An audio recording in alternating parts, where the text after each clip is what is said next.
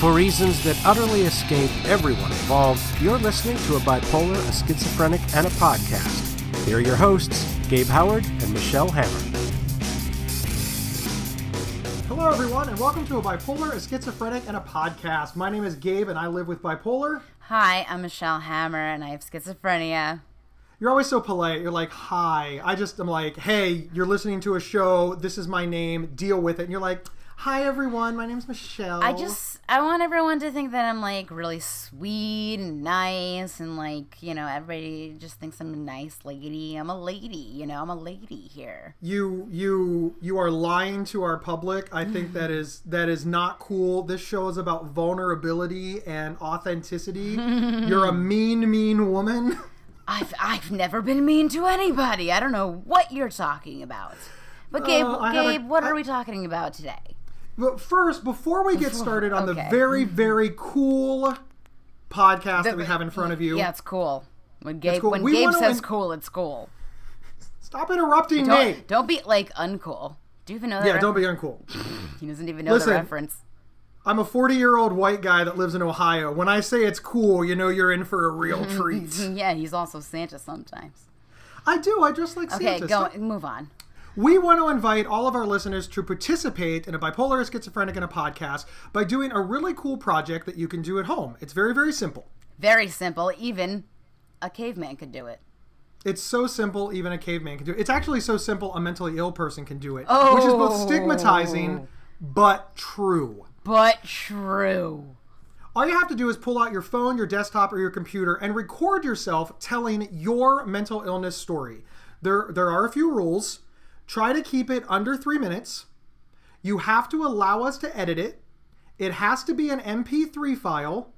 And then just send it to us at show@psychcentral.com, and you may find your voice on an upcoming episode of A Bipolar, a Schizophrenic, and a Podcast. This could be the thing that launches you into superstardom. That's right! That's how you got me started, Michelle. You just, like, sent, like, a weird email to a guy. Next thing you know, you've got your own podcast. Yeah, I sent you an email. You friended me on Facebook first, so shut up. I friend all pretty people on Facebook. Like, if you go through my friends list, they're just nothing but pretty women. Okay, what are we talking about today, Gabe? Today we're talking about mental illness may be an explanation, but it's not an excuse. It's not an excuse. It's not an excuse. It's not an excuse. And we're gonna segue, after we talk about that for a moment, we're gonna segue into apologizing for the things that you did, you personally, Michelle, while symptomatic. Okay. You have an example of this. We're social media creatures. And we see things on social media from, believe it or not, mental health advocates where they use their mental illness to justify their actions. Bad behavior, poor behavior. Just bad behavior, and if you're ever insulted, just say it wasn't my fault, it was my anxiety and they couldn't handle it. So for example, if I say, Michelle, you're an asshole and I hate you, and you become offended, tell me that you're offended. I'm very offended by that.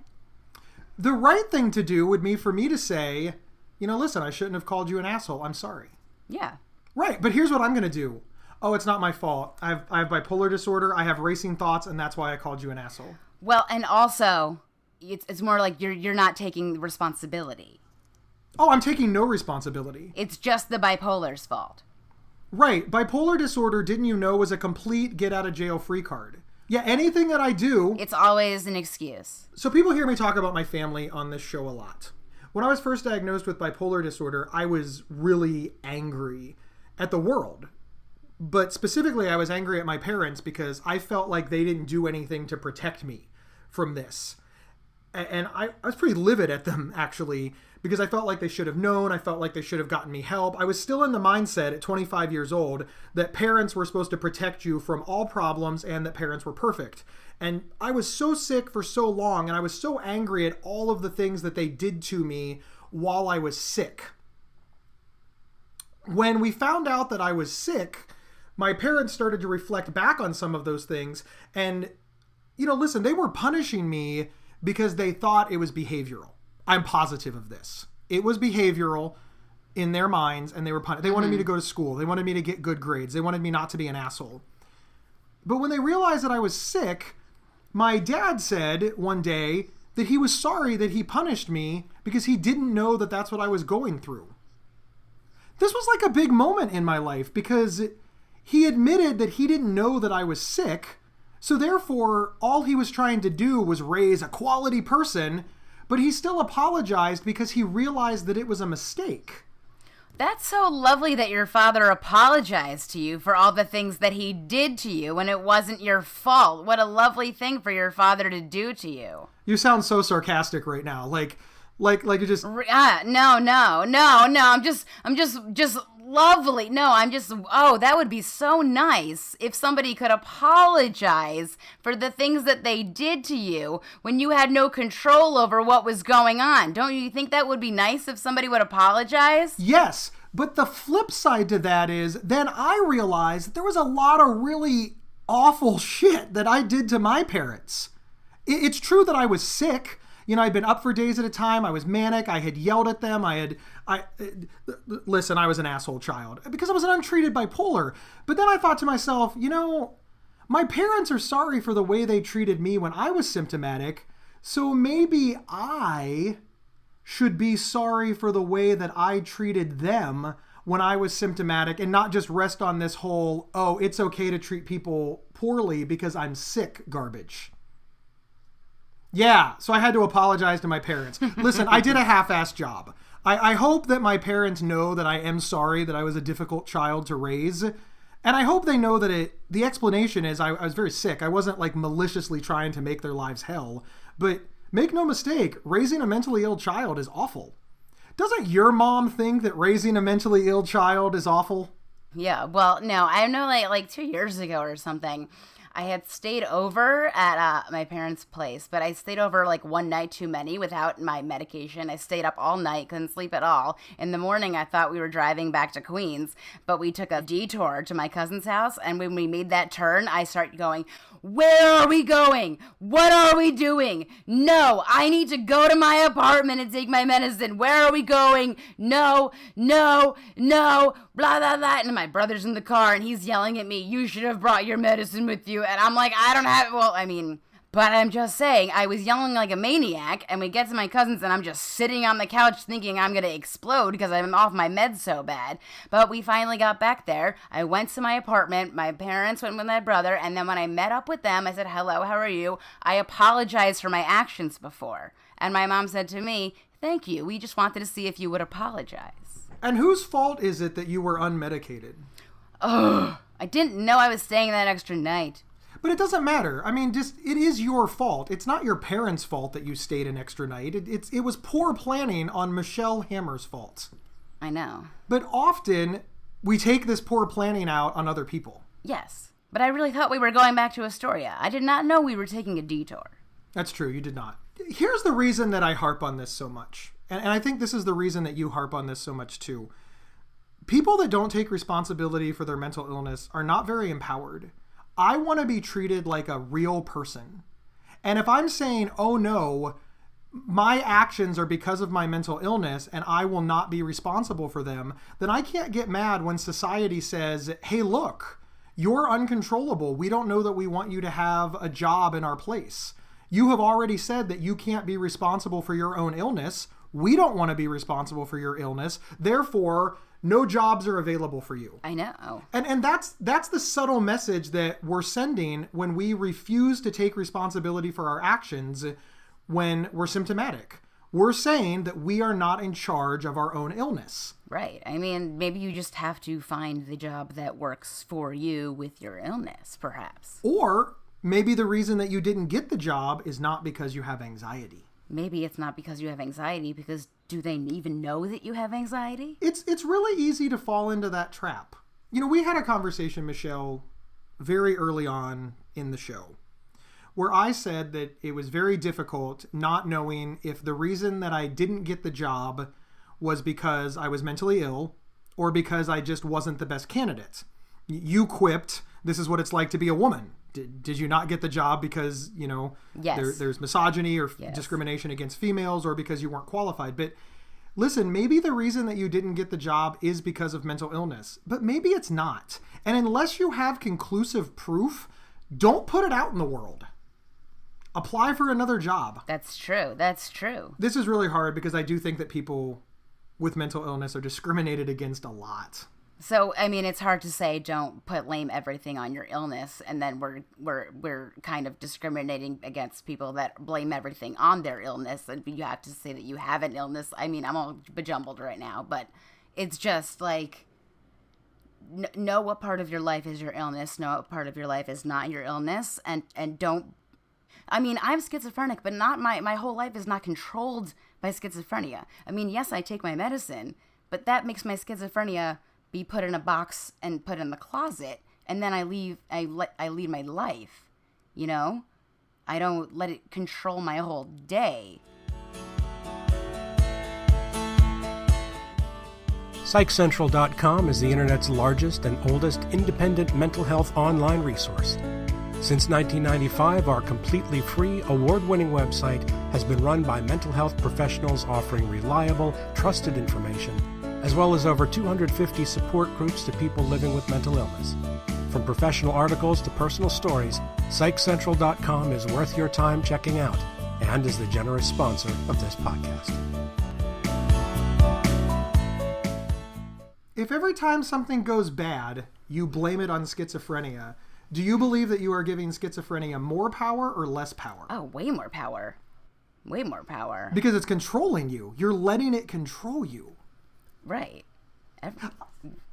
I would like to be in control of my own self. I wish this were a video podcast right now, because the look on your face is just like, what the hell? Why would I give schizophrenia control of my life like this? But we don't realize that when we blame all of the negative parts of our life on mental illness, we're giving our mental illness so much control and credit and power. And then if you put it on the internet, it oh my only God, makes then it you're just worse. inviting people. I know. Yeah. I just can't even understand it. It baffles my mind. Like, I lost my job because I'm schizophrenic. What? No. I mean, did you ever see me put that on Facebook? I was fired today because of my schizophrenia. But my boss didn't know. Nobody knew. Nobody maybe ever knew. But I know it was because of my schizophrenia. Like, I mean, what? It's also not productive. I mean, even if it's true, It doesn't fight a stigma. It doesn't fight a stigma at all. how much? Okay, so we're now like 10 minutes into the podcast. Like, how many people are pissed off at us right now? Like, how many people are sitting at home like, what the hell are these idiots saying? No. Having mental illness means I can say and do whatever I want without consequences. Like, somebody. That's called a manic episode. You know as well as I do, somebody is halfway through an email that is going to ruin our day. I know. Oh my God.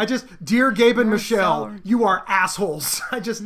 We know it. And then when we say, why are you calling us names? They'll be like, bipolar, schizophrenic. I'm a bipolar. Did I ever tell you about the woman at the market that accused me of not having schizophrenia? This woman. You've said it on this podcast. You've I told know, the but I story know. on this show. But it's even funnier because she called me paranoid and delusional. And then said I wasn't schizophrenic. And I'm like, you realize you're calling me paranoid and delusional, and you're saying I'm not a schizophrenic right now? And she looks at me and goes, oh. You've just named 2 symptoms of the disorder that you say that I don't have. I'm just saying, like, I never used schizophrenia as an excuse in that entire situation. The whole fight I got in with that woman, it was just like personality based, that she thought I was like too loud and wonky. But I never said it's my schizophrenia. That's why I can't control myself. It was like, no, because I was drinking 4 coffees a day, running around like a moron. And I was like, sorry, I'll stop acting so hyper. I know she doesn't like me that much, but you told me not to talk to her, so I don't talk to her. And then, all of a sudden we're in a big fight and she's yelling that I'm not schizophrenic and I'm making money off a disease I don't have. I love the part where you punched the microphone. Like, that was my favorite. You're flailing so much, you just like right hooked the microphone. I think this woman might need a restraining order against you. Okay, Michelle, hang on. Time out. Let's bring it down a notch. What about, now sincerely, speak on this for a moment. It was truly a symptom of bipolar schizophrenia, of mental illness. It's not conjecture. You know for a fact that you did something wrong while truly symptomatic. 100% you were symptomatic and you hurt another person while symptomatic because of a legitimate mental illness. Do we have to apologize for that? If we do something wrong when we are symptomatic from a mental illness, do we owe that person an apology? Yeah. Okay. Now hang on. Now a lot of people are going to be like, "What? It's not my fault. I'm sick." So now let me ask you this question. If you are driving your car and you have a seizure and you run it into the back of somebody else's car, do you have to pay for the damage? Yes. Okay. Well, now wait a minute. Why? Why do you have to pay for the damage? It's not your fault. You were having a seizure. You were driving the car. Well, but it's not your fault. You were having a seizure. Where's your medicine? It doesn't matter. You were having a seizure. You wreck somebody's car, so you don't have to pay for it, right? No, you do have to pay for it.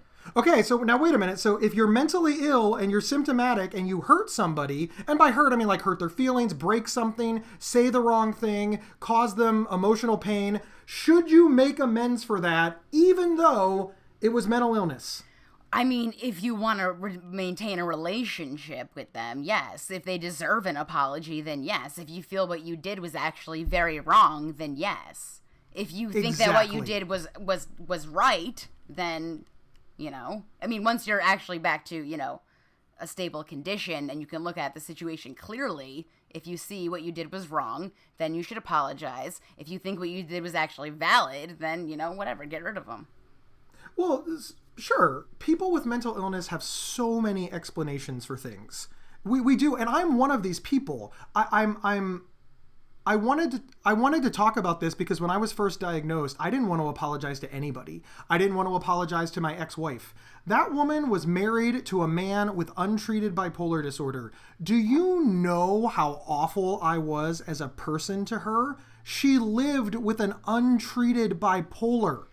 I owe her more apologies. I can't even stand you when you're treated. You're an asshole. I owe her more apologies than a lifetime can fill. The explanation for my behavior was that I had bipolar disorder, but nobody deserves to be treated that way. Nobody deserves to be called names. Nobody deserves to be cheated on. Nobody deserves to be lied to. It doesn't matter that I can say, listen, it was mania, it was depression, it was hypersexual. It doesn't matter. I was wrong and I wronged her. And I'm sorry. But listen, that eluded me for years. For years, I thought that she was just an asshole for leaving. Because I was sick.